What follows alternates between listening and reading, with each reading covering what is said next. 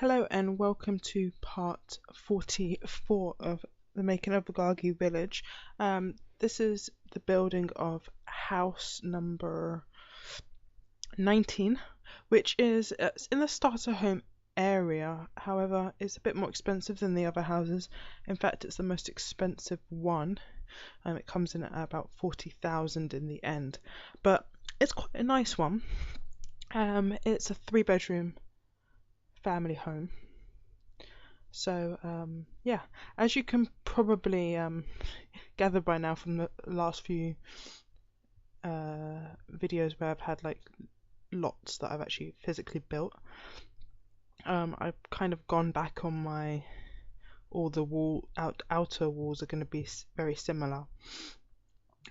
So they're still along the same lines, but I've just added a bit more variety because I wanted to restrict myself from the like 6 walls coverings for the outside that I was doing for the exterior.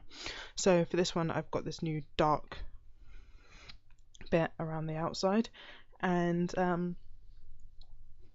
I think the other wall is one of the original wall patterns anyway, but nobody probably remembers me saying that in like the first video anyway, hopefully. I don't even know if I said it in a video, but anyway, that's what I was planning on doing.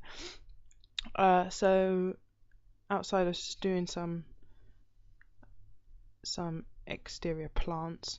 I actually like the outside of this house. It looks quite nice on the outside.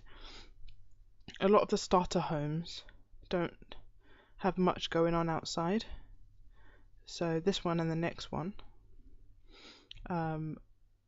have a nice bit of landscaping outside, which makes them a little bit different from the others, and they're the first houses you see as you come into the street as well.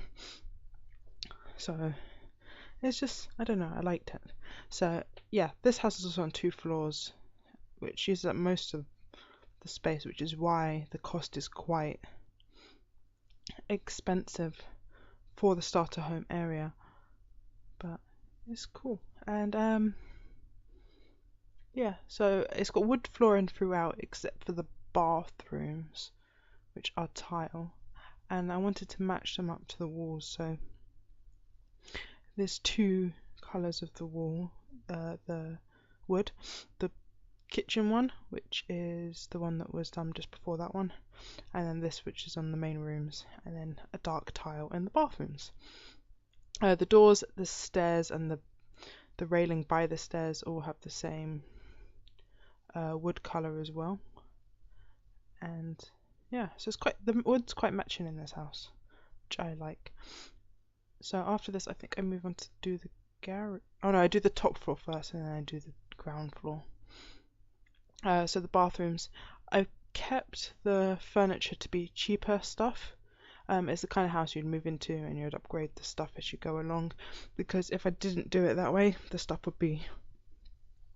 the house would be too expensive, and it is supposed to be a starter home in a way, so it's more a starter home that you move into after a bit.